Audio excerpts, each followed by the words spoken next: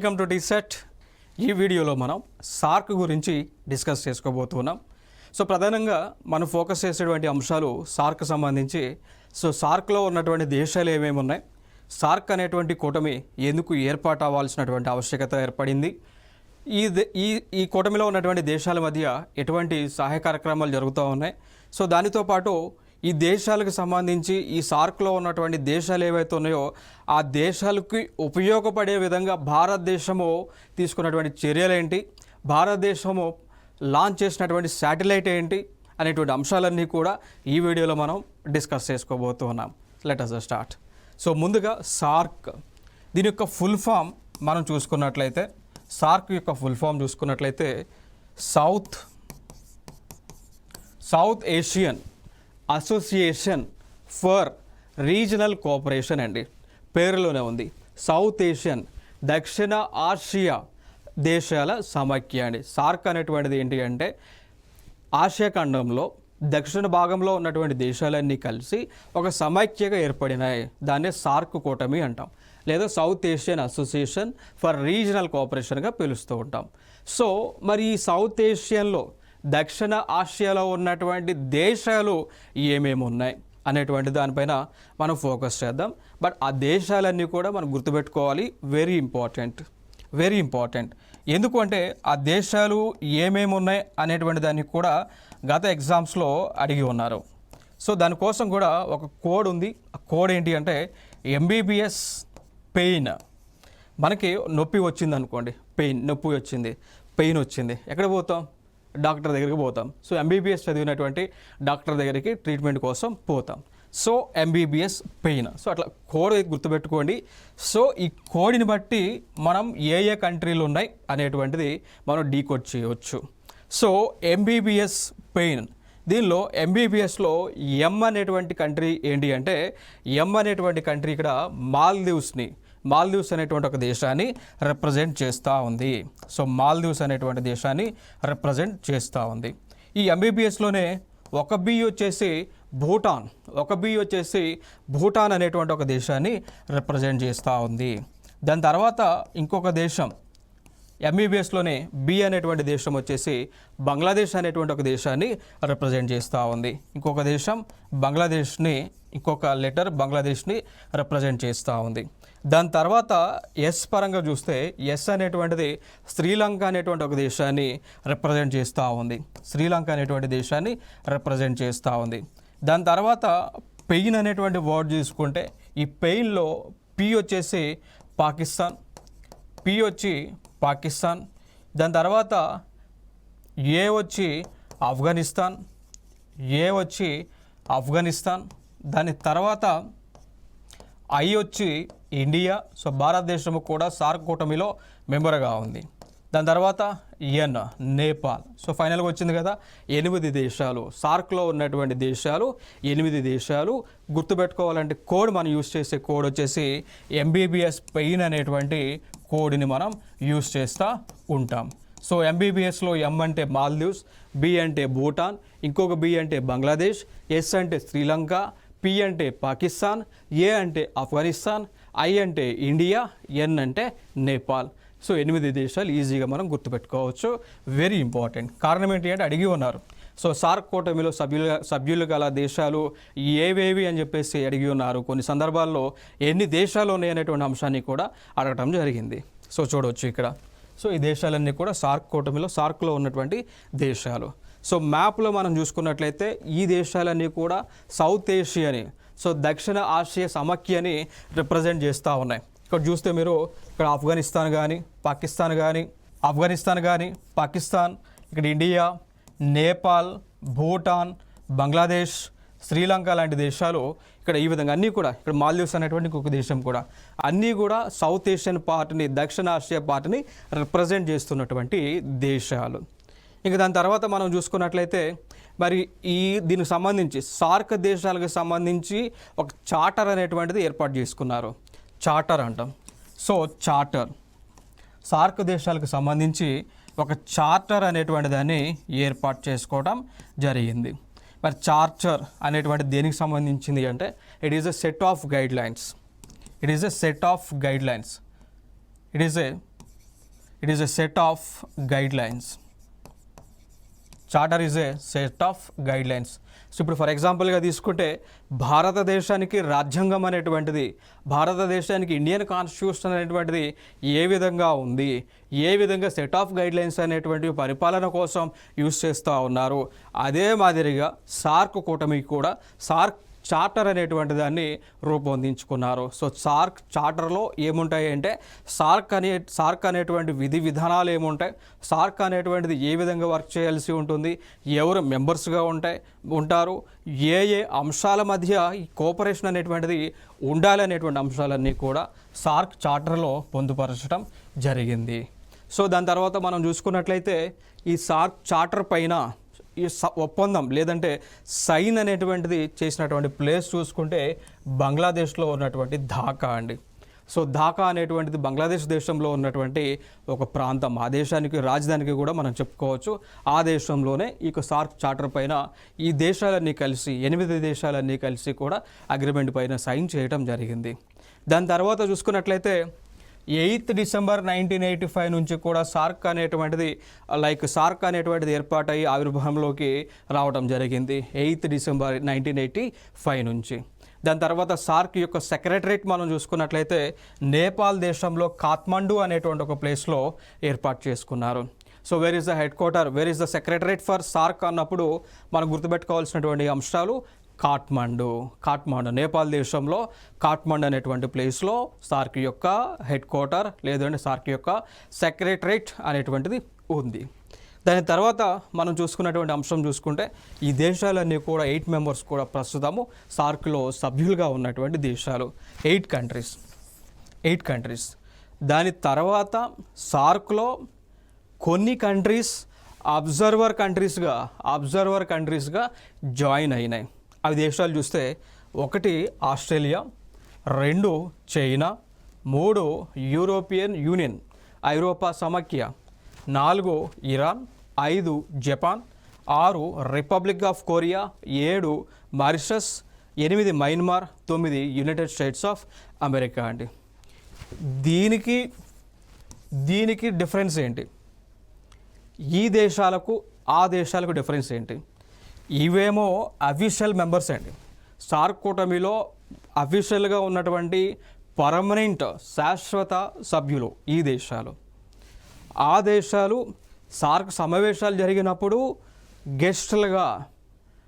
Guest కంట్రీస్గా వీరు పాల్గొంటారు. సమావేశాల్లో వీరు ఖచ్చితంగా పాల్గొనాలి. ఈ 8 దేశాలు ఖచ్చితంగా సార్క్ సమిట్లో పాల్గొనాలి.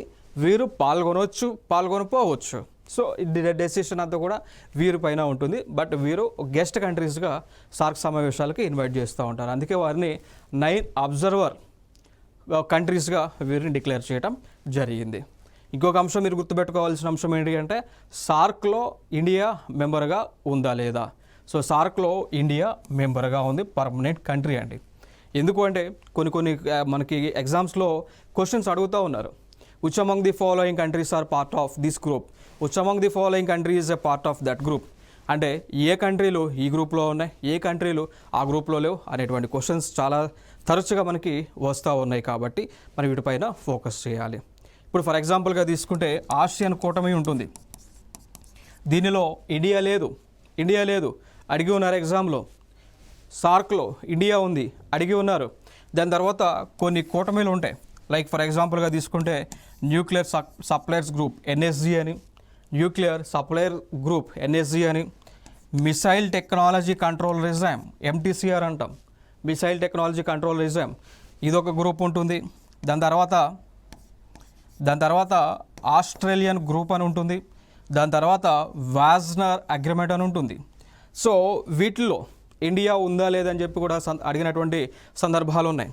సో ఎన్ఎస్జిలో ఇండియా మెంబర్గా లేదు, ఎంటీసీఆర్లో ఇండియా మెంబర్గా ఉంది, ఆస్ట్రేలియన్ గ్రూప్లో ఇండియా మెంబర్గా ఉంది, వాజ్నర్ అగ్రిమెంట్లో ఇండియా మెంబర్గా ఉంది. దాని తర్వాత తీసుకుంటే యుఎన్ఎస్సి అంటాం, యునైటెడ్ నేషన్స్ సెక్యూరిటీ కౌన్సిల్, దీనిలో ఇండియా మెంబర్గా లేదు.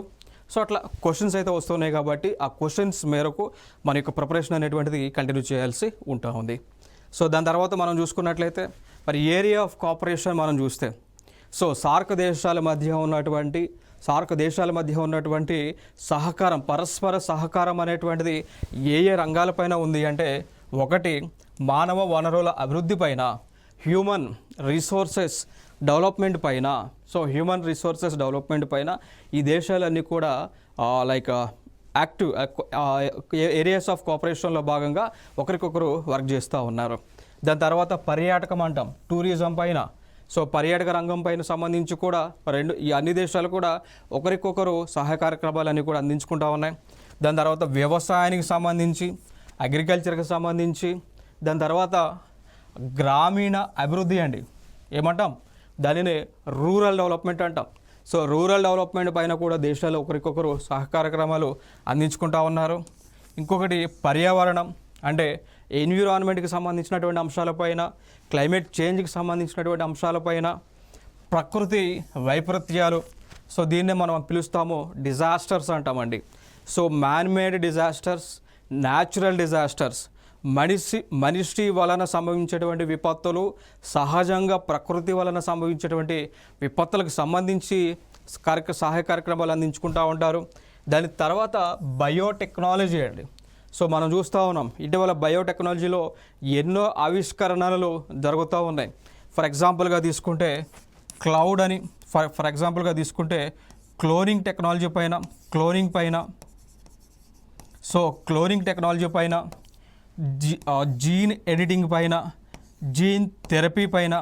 ఓకే, సో జీన్ ఎడిటింగ్ పైన, జీన్ థెరపీ పైన, క్లోనింగ్ పైన, టెస్ట్ ట్యూబ్స్ పైన, ఇన్ విట్రో ఫెర్టిలిటీ ఐవీఎఫ్ అంటాం, ఐవీఎఫ్ టెస్ట్ ట్యూబ్స్ అంటాం, in vitro fertility test tubes పైన, వీటిపైన అన్నిటి కూడా మనకి బయోటెక్నాలజీ పాయింట్ ఆఫ్ వ్యూలో రీసెర్చెస్ అనేటువంటివి జరుగుతూ ఉన్నాయి. సో వీటిపైన ఒక్కొక్క దేశం, సార్క్లో ఉన్నటువంటి దేశాలు ఒకరికొకరు టెక్నాలజీని ట్రాన్స్ఫర్ చేసుకునేటువంటి ఉద్దేశం వన్ ఆఫ్ ది పిల్లర్గా దీంట్లో పెట్టుకున్నారు. దాని తర్వాత చూసుకుంటే ఎకనామిక్, ట్రేడ్ అండ్ ఫినాన్స్ అండి, ఆర్థిక పరమైనటువంటి అంశాలపైన, వాణిజ్యపరమైనటువంటి అంశాలపైన, ఫినాన్స్ అండి. సో ఫినాన్స్ పరమైనటువంటి అంశాలపైన ఒకరికొకరు సహాయ కార్యక్రమాలు అనేటువంటి అందించుకునేటువంటి ఉద్దేశంతో వన్ ఆఫ్ ద పిల్లర్గా దీనిలో పెట్టారు. దాని తర్వాత సామాజిక వ్యవహారాలు, దీన్ని మనం పిలుస్తాము సోషల్ ఇష్యూస్ పైన, సోషల్ ఇష్యూస్ పైన అండి. ఇప్పుడు ఫర్ ఎగ్జాంపుల్గా తీసుకుంటే సోషల్ ఇష్యూస్ సంబంధించి ఎగ్జాంపుల్గా మనం చెప్పుకోవాల్సి వస్తే మనకి జీనోసైడ్ జరుగుతూ ఉంటాయి. సో జీనోసైడ్స్ అనేటువంటివి జరుగుతూ ఉంటాయి. దాని తర్వాత కొన్ని దేశాలలో ప్రజలలో ఈ యొక్క లైక్ జెండర్ డిస్పారిటీ అనేటువంటిది, సో జెండర్కి సంబంధించి అంశాలపైన, రేస్ జాతి పైన, కాస్ట్ కులము పైన, వారి యొక్క రంగు వర్ణము పైన, సో వీటిపైన ఈ అంశాలపైన వివిధ దేశాలలో ఈ యొక్క అట్రాసిటీస్ అనేటువంటి ఎక్కువగా జరుగుతూ ఉంటాయి.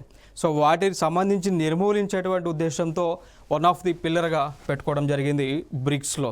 ఇక దాని తర్వాత సమాచార మరియు పేదరిక నిర్మూలన అండి. సమాచారం అంటే కమ్యూనికేషన్ రంగానికి సంబంధించి, అదేవిధంగా పేదరిక నిర్మూలన, సో పావర్టీ ఎలివేషన్కి సంబంధించినటువంటి అంశాలపైన కూడా వీరి యొక్క ఏరియాస్ ఆఫ్ కోఆపరేషన్ అనేటువంటిది ఉంటా ఉన్నది. దాని తర్వాత ఎనర్జీ పైన, ఇంధనం పైన, వనరుల పైన, రవాణా పైన, సైన్స్ అండ్ టెక్నాలజీ సాంకేతిక పైన కూడా ఈ కోఆపరేషన్ సహకారం అనేటువంటిది ఉంటా ఉంది. దాని తర్వాత విద్య, ఎడ్యుకేషన్ పైన, భద్రత, సెక్యూరిటీ పైన, సంస్కృతి, కల్చర్ పైన మరియు ఇతర అంశాలపైన ఈ దేశాల మధ్య పరస్పరంగా ఒకరికొకరు సహాయ కార్యక్రమాలు అనేటువంటివి చేసుకుంటూ ఉంటారు. దాని తర్వాత మనం చూసుకున్నట్లయితే ఈ సార్క్కి సంబంధించి ఈ సార్క్లో ఉన్నటువంటి దేశాలు కలిసి కొంత ఫండ్ని ఏర్పాటు చేసే దాన్నే పిలుస్తాము సార్క్ డెవలప్మెంట్ ఫండ్ అంటామండి. దాన్ని ఏమని పిలుస్తాము అంటే సార్క్ డెవలప్మెంట్ ఫండ్. దీని యొక్క ముఖ్య ఉద్దేశం ఏంటి అంటే ఏ దేశాలైతే సార్క్ కూటమిలో సభ్యులుగా ఉన్నాయో ఆ దేశాలకు విపత్కరమైనటువంటి పరిస్థితులు సంభవించినటువంటి సమయంలో ఆ దేశాలకు ఈ ఫండ్ నుంచి వారికి సహాయ కార్యక్రమాలు అందిస్తాయి.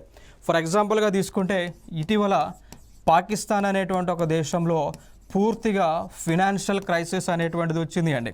ఆర్థిక పరమైనటువంటి సంక్షోభం అనేటువంటిది ఆ దేశంలో వస్తే, ఆ దేశంలో తినటానికి ప్రజల దగ్గర కూడా డబ్బులు లేనటువంటి సిచ్యువేషన్ ఉంటే, ఉన్నటువంటి సమయంలో తినటానికి ఆహారం కూడా లేనటువంటి సిచ్యువేషన్ ఉన్నటువంటి సమయంలో బ్రిక్స్ కూటమి ఏర్పాటు చేసినటువంటి ఈ ఏదైతే ఫండ్ ఏదైతే ఉందో, సార్క్ డెవలప్మెంట్ ఫండ్ ఏదైతే ఉందో, దాని నుంచి ఈ పాకిస్తాన్ దేశానికి గ్రాంట్స్ అనేటువంటివి, సో గ్రాంట్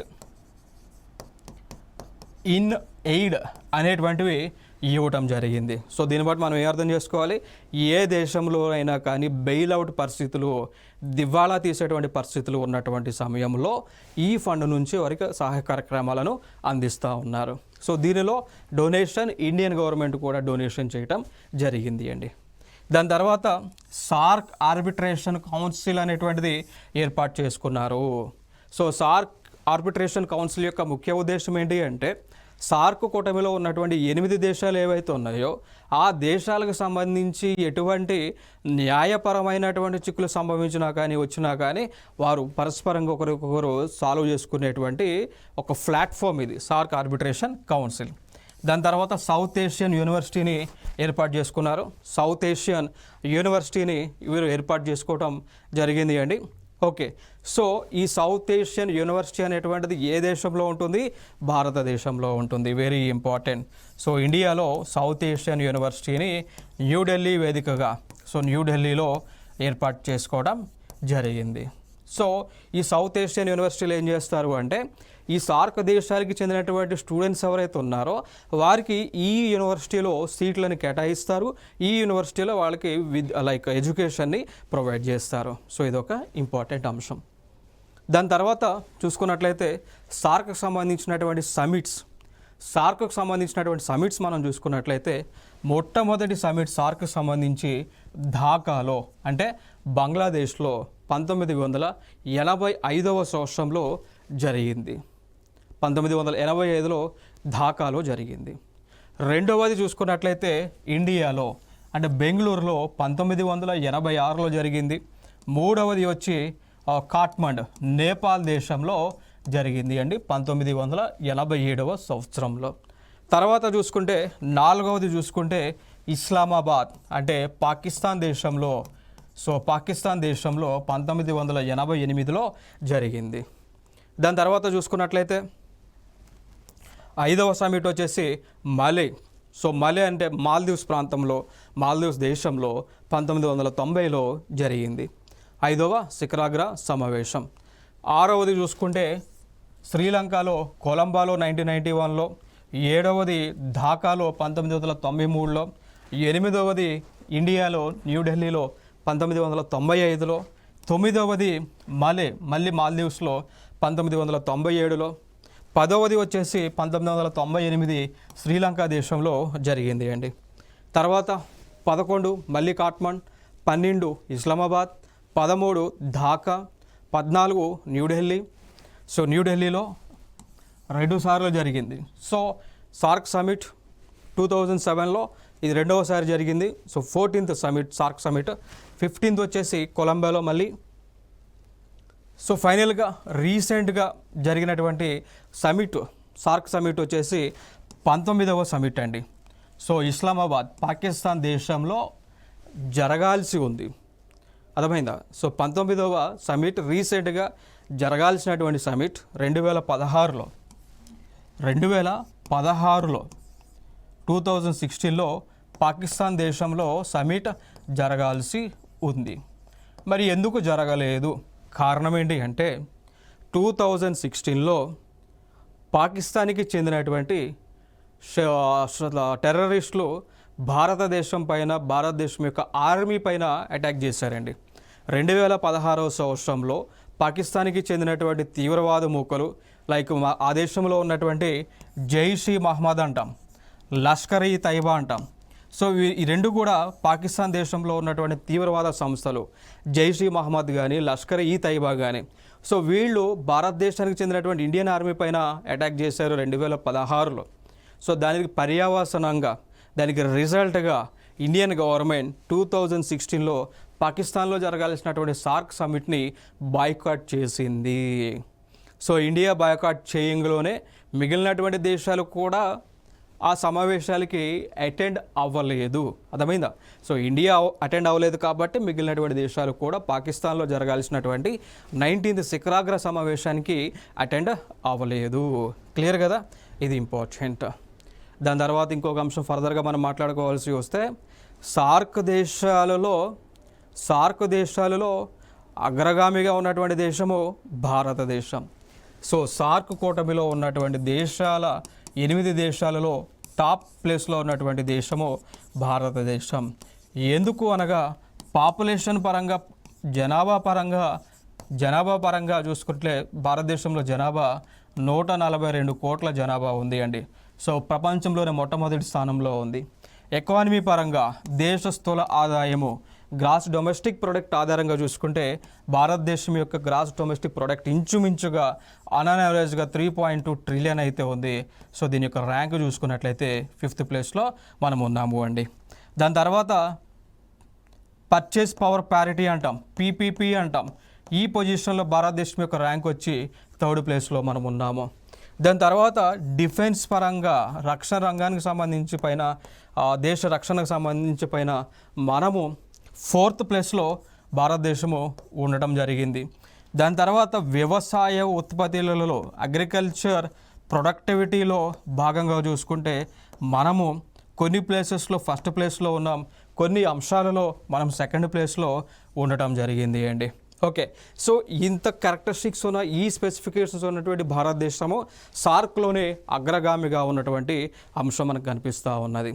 అందుకోసమే భారతదేశము ముందుకు వచ్చి ఈ సార్క్లో ఉన్నటువంటి దేశాలకు ఉపయోగపడే విధంగా సొంత ఖర్చుతో భారతదేశము సార్క్ అనేటువంటి ఒక శాటిలైట్ని లాంచ్ చేయడం జరిగింది అండి.